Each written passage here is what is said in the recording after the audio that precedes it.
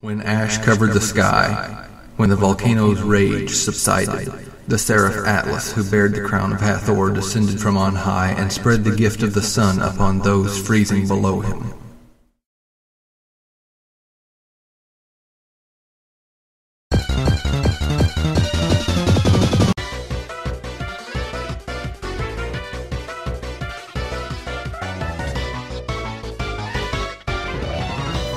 Hello and welcome to PokeXplanations. My name is Jurgen, and if you're unfamiliar, this is a show where I talk about how the world would change if Pokemon really existed.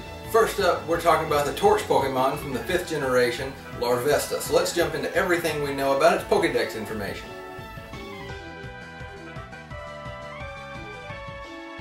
Larvesta is a dual-type bug fire-type Pokemon standing 3 feet 7 inches tall or 1.1 meters and weighing in at 63.5 pounds or 28.8 kilograms. Larvesta are capable of expelling fire from the horns located on their upper thorax.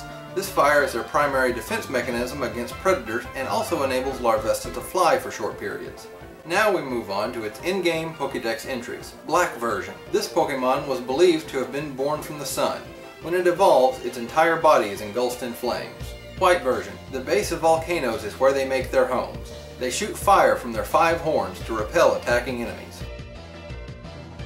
Now, in order to fully examine Larvesta, what we first have to do is look at our golden rule for fire types. They are all inherently dangerous by nature. And what I mean by that is that every fire type Pokemon is capable of producing flames of a very high temperature from a combustion sac within its body.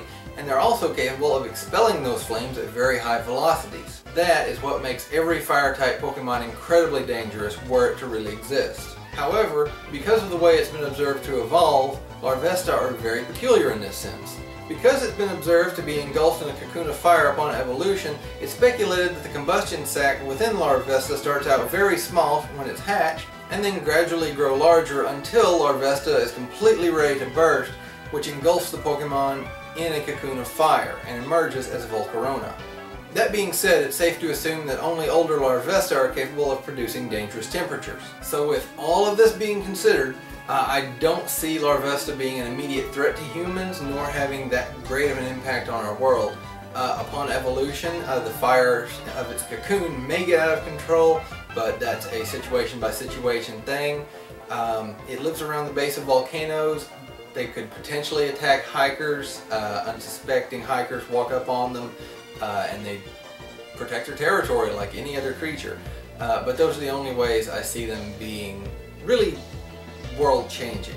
So, with the adorable Larvesta out of the way, we move on to its much more powerful evolution, Volcarona, and all of its Pokedex information.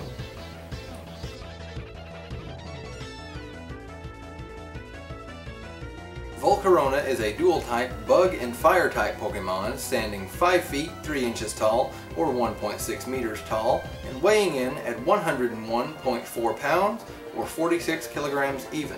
Volcarona are known to inhabit mountains and desert ruin and can spread fiery scales from their 6 wings to create a sea of fire. Now we move on to Volcarona's in-game Pokedex information. Black version. When volcanic ash darkened the atmosphere, it is said that Volcarona's fire provided a replacement for the sun. White version. A sea of fire engulfs the surroundings of their battles, since they use their 6 wings to scatter their ember scales. Black 2 and White 2 versions. Thought to be an embodiment of the sun, it appeared during a bitterly cold winter and saved Pokemon from freezing.